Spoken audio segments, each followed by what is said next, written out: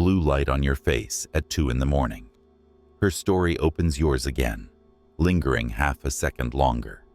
You feel like the only man left in the city. You decide this is more than boredom, more than habit. You treat a glance like a vow written in neon. Mirror. Jung would call this a trick your own mind is playing. You are not falling for her. You fall for a movie. You cast her as anima, a perfect woman, an answer to hunger. You turn your unmet needs into evidence that she secretly desires you. You mistake attention for desire inside this warped attention economy. Standard. Jung quietly watched men swear a stranger was their missing other half. You repeat that pattern endlessly, with coworkers, baristas, profiles you barely know. Polite eye contact becomes confession once your hunger starts reading scripture. Social proof multiplies the spell. Other men want her, so must you. You overlook her actual boundaries because fantasy promises a shortcut through scarcity. Walk. She is scrolling on the train, killing time between notifications. You start planning a future from 3 likes and a pause. You ignore her boundaries because your fantasy speaks louder than behavior. You call it fate when dating dynamics are tilted by scarcity. You feel a sense of masculine sovereignty as you quietly beg the algorithm for another sign. Choose. Think of the last moment you felt suddenly chosen by someone. Write down what she actually did, then what you decided it meant. You will see how much of the story belongs to you. You do not need to hate her. You reclaim projection. You start learning to separate attention from selection and genuine desire. Mirror. Jung starts with the part of you never speak. He calls it the unconscious, a storage room for unfinished choices. Every need you buried, every fear of rejection, waits there. You act respectable on the surface. The rest works offstage unseen. You feel clear, but another script is running beneath every post. Those hidden pieces don't stay politely in the basement. They leak upward as projections and shape-dating dynamics. You see your own hunger in someone else's expression. You think she is intense. You are meeting your neediness. You call it chemistry, while your old patterns take the wheel. For Jung, projection is simple.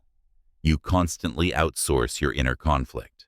You feel unworthy, so you imagine she is judging your messages. You crave affection, so you imagine she is secretly obsessed with you. You place her on a throne built from your scarcity. You mistake your unfinished work for her actual character. Jung would say this forge is already glowing beneath decisions everywhere. You feel calm outside while your chest carries hidden weather. You keep loosening your boundaries because you fear standing alone. You think you are rational. Your unconscious quietly writes the rules. The anima is Jung's name for that inner feminine image. She is not a goddess in the clouds of theory. She is how you imagine warmth, beauty, comfort, and understanding. Ignore her, and she storms your life through an obsession with women. You don't see her. You see your unclaimed softness wearing her face. In an attention economy, this machinery moves faster than ever. One profile, one glance, one response window, and she becomes everything. You stop training, cancel plans, bend boundaries to keep contact alive. You don't see how fantasy silently runs your dating dynamics. You think you're reading signals. You're reading your own projections. Masculine sovereignty starts where you stop believing every inner movie. You notice the script instead of sprinting to fulfill it. You realize you choose how to read social proof around her. Write one line. When I'm around women I like, I assume. Standard. Jung would call this buried part of you a complex. a knot of old feelings waiting for a single spark. One notification lands, and the knot pulls tight again. You feel chosen, electrified, suddenly rearranging your whole week around her ghost. You don't notice that something else has taken the wheel. The complex thinks for you when she finally appears. It whispers stories about fate beneath your shallow breathing. You call it a romantic pursuit. It calls it control. You think you're choosing her. It's choosing for you. You confuse being seized with being deeply in love with a fantasy. In this attention economy, scraps of contact feel like oxygen. She answers after long response windows, and you slowly revive. You zoom in on 3 words and 1 emoji. You forget your own boundaries because the hit feels rare. You trade masculine sovereignty for the chance she replies again. Jung watched men orbit people who bent their lives out of shape. They dropped projects, moved cities, quit work for fragile connections. They felt like puppets chasing dating dynamics they barely understood. You repeat them when you cancel on friends for her text. You rename compulsion loyalty and call it devotion. Think of the chessboard when your phone buzzes. One small move, and you automatically sacrifice entire evenings. You give her the throne by centering everything around replies and reactions. You call it effort. The complex wants leverage on you. You mistake pressure for importance and confusion for depth. You don't need to hate attention to break this pattern. You need new rules. You live when your phone lights up. You let boundaries guard you instead of chasing every buzz. You feel the urge surge, but you stay in place. You start seeing how often a complex speaks for you. Pick one woman whose intermittent replies change your breathing pattern. Notice how the dating dynamics feel different when her name comes up. Mute her notifications for 7 days and watch yourself. You are not punishing her. You are studying yourself. Choose. Jung calls this part of you the shadow. Not spooky, just the drawer where you stuff weakness, desperation, greed for validation, shame at feeling average. You pretend those traits don't exist, but you feel them. You feel them most strongly when dating dynamics start to tilt. The shadow never stays hidden when a screen lights up. In the attention economy, it climbs out through longing. She leaves your message unanswered past your imagined response windows. You clear your evening because she might suddenly appear. You call her manipulative. You are terrified of being spare. Jung watched men constantly swing between worship and resentment. Hero 1 week, exhausted complainer the next, when boundaries are broken. You repeat this when you volunteer to fix her chaos.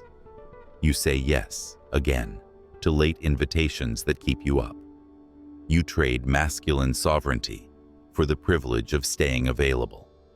The pattern is a mirror, not a sentence. Every self-betrayal shows you what you secretly believe. You believe your time is worthless unless someone wants it. You believe scarcity is normal and presence must be earned. You think she holds power. Your lack of rules you live by does. Jung would say you are acting out a hidden fear. Fear of being average, ordinary, unchosen on Friday night. You're not trapped in her game. You're trapped in yourself.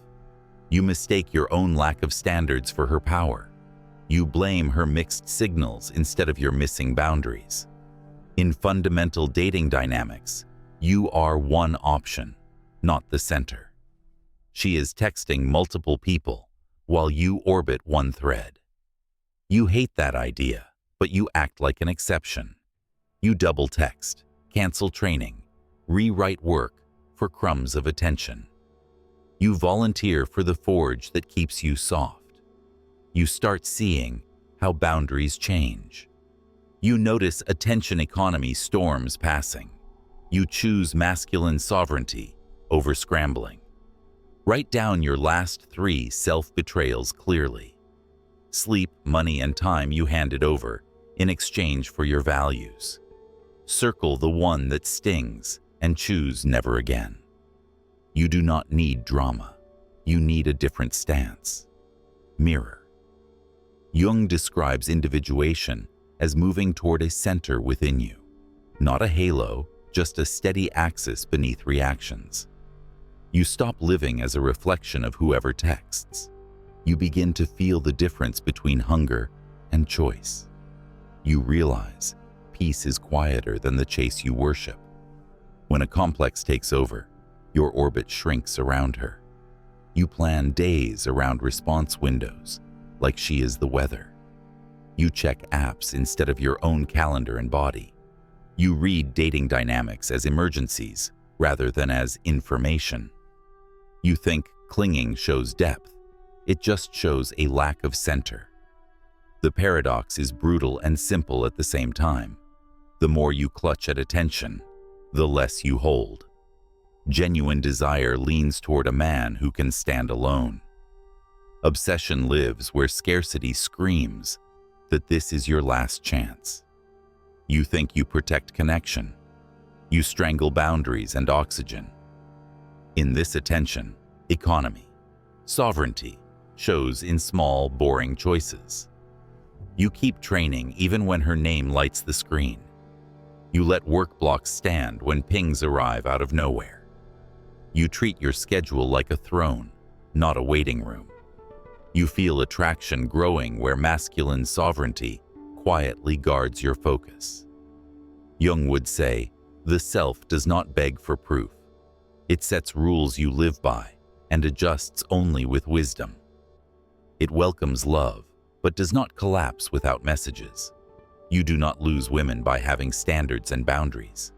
You lose situations that were never a genuine desire in the first place.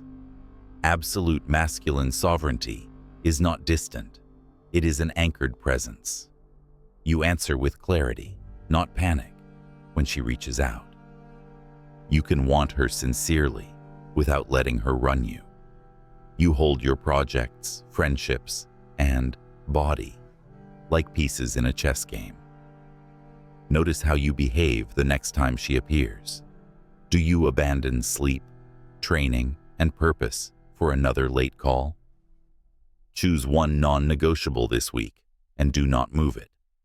Let your body feel what stable attention to self is.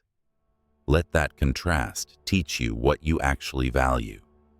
Enforce. Jung spoke of the night sea journey into yourself. Not heroic, just a long walk with no applause. You leave the crowd to hear what your center wants. Desire for standards sounds noble until it empties your phone. You start to wonder if boundaries were a mistake. In an attention economy, withdrawal feels like starvation at first. You stop answering every late message, and the pings drop. The chat threads that once ruled your evenings go silent. You feel smaller, less critical, more transparent in your own room. You miss chaos, even while dating dynamics become less confusing. Jung would say, this means you stopped feeding the complex. The part that needed constant validation is losing its sugar. You are not being rejected by the world outside. You are rejecting the version of you that begged for crumbs. You mistake detox for abandonment because scarcity used to feel normal. Friends will notice the shift before you can explain it. They joke that you turned picky or cold overnight. You hear that word and question your masculine sovereignty again. You forget they are used to you abandoning yourself first. You don't lose options. You lose distractions that block depth. There is a forge hidden inside this quieter season. Solitude heats every doubt you tried to dodge with attention. You finally see your real motives in the mirror of boredom. Were you flirting for connection or to outrun your thoughts? You realize how rarely you ever sat still with yourself. The descent is not punishment. It's tuition for a different life. You pay with low-quality attention and borrowed importance. You gain rules you live by and a center you can trust. You learn that boundaries cost noise, but buy clarity and respect. Schedule one evening alone. No apps, no DMs, no escape. Sit in that room and feel whatever rises in your chest. Watch craving, anger, loneliness move like weather across a field. You do not need to fix them. You need to stay. You are learning to walk with yourself without a crowd. Walk. Jung sees individuation not as a theory, but as a lived practice. A man becomes himself in the rules you lives by daily, not in speeches, in what your calendar actually stubbornly protects. You stop letting attention, economy storms rearrange your restless nights. You start treating desire as data, not a dictator anymore. Individuation shows up when you stop orbiting every signal. You hold your own axis, while dating dynamics rise and fall. You can want her sincerely, without building a shrine around her. You're not hard to get. You're hard to move off center. You begin to feel a sense of masculine sovereignty under your own feet. Jung would say, your time reveals your true allegiance. Check your response windows and see who rules them. Do you jump when she texts and abandon boundaries again? Or do you let your schedule stay sovereign and steady regardless? You stop arguing about availability. You keep the commitments you chose. Picture your calendar as a throne you quietly guard. Every block of training and work is part of it too. You do not yield it for last-minute attention scraps. You don't punish with silence. You protect focus from chaos. You read for consistency and effort, not random social proof games. In this attention economy, you filter for how she shows up. Not just flirting, but whether she honors your time. You look for selection, not only waves of attraction. You choose a conversation that respects your path and your pace. You realize you must also respect hers, or walk. Jung watched anxiety drop when men adopted simple personal codes. They slept better once their phones lost emergency status. They felt less scarcity because boundaries stopped constant overreach. You choose clear rules. You live rather than improvising under pressure. You move from I chase to I choose. I walk. Take a page and write 3 rules for dating yourself. I suggest replying within doors, no cancellations for late invitations, and sobriety in decision-making. Keep those rules visible for 30 days, wherever you dress. When a message arrives, glance at the list first. Choose. Jung would call this stage the withdrawal of projection. You stop using women as screens for unsolved stories. You start seeing how your anima colors the room. She is no longer a goddess on a distant throne. She is not a threat, just a person with weather. When you integrate that inner image, something loosens quietly. You admit you need warmth, creativity, and real relational depth. You don't need her to save you from emptiness. You need to own the places that feel hollow first. You stop outsourcing your feelings to whoever texts you back. Jung saw men change when they recognized this split. They stopped worshiping some women and despising others reflexively. They began to meet actual humans instead of projections. Relationships shifted from storm to partnership as honesty increased. You realize you were fighting your own reflection in a mirror. In modern dating dynamics, this changes how you read everything. A delayed reply becomes information, not a personal verdict. You respect her boundaries without collapsing into shame or rage. You see selection as mutual instead of a test you pass. You stay grounded while the currents of the attention economy push and pull. As projections lift, boundaries stop feeling like punishment or loss. You start choosing dating dynamics that match your deeper values. You're allowed to walk when attention feels noisy rather than nourishing. You see how Jung's projection turned every delay into danger. You're not at war with women. You're at war with imagination. You notice when scarcity starts turning her into the last chance. You remember masculine sovereignty is how you hold yourself, not her. You don't need a throne for her or a cage. You need two chairs facing each other on the same ground. Next time you speak with a woman you actually like, slow down. Ask one grounded question about her real life, then listen fully.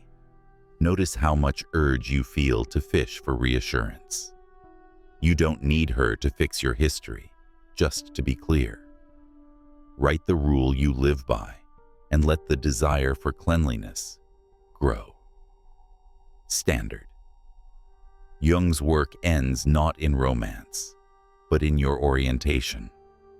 He points you back to the self at your true center, not a mystical halo, just a quiet governing axis within you. The only throne you actually own sits inside. Everything else in the attention economy can be taken from you. The goal is not to win every woman you meet. The goal is to become buyable through random attention. You are not here to collect validation and pings. You are here to build a life that a real woman respects. You start to feel a sense of masculine sovereignty in the way you walk. Jung would say that your life becomes a long conversation with yourself. You listen to dreams, impulses, the places you still collapse. Projection keeps trying to drag you into old, dating dynamics. You notice fantasies early instead of sprinting to obey them. You bring them back to the center and choose again consciously. Storms of validation still roll through like rough weather outside. Views rise, DMs spike, response windows open and close around you. You stop treating every signal as a verdict on worth. You hold boundaries like a captain, holding course through waves. You are steering, not the current, not her attention. Dating becomes a selection rather than a permanent audition for approval and self-respect. You build work, friendships, and health as pieces on the board. You invite a woman into momentum instead of a vacancy. You don't need perfect clarity. You need a direction kept. You let individuation, not scarcity, set the rules you live by. Masculine sovereignty is maintained in a forge of small choices. Phone down when you said, training done when you planned. A complicated conversation rather than ghosting to escape discomfort. You are not performing stoicism. You are protecting your center. You can give love without letting desire dismantle your structure. Define one mission for the next 72 hours. Training block, deep work, boundary enforced, apology made with spine. Write it, schedule it, protect it like a small throne. Let everything else adjust around that single chosen act. Walk.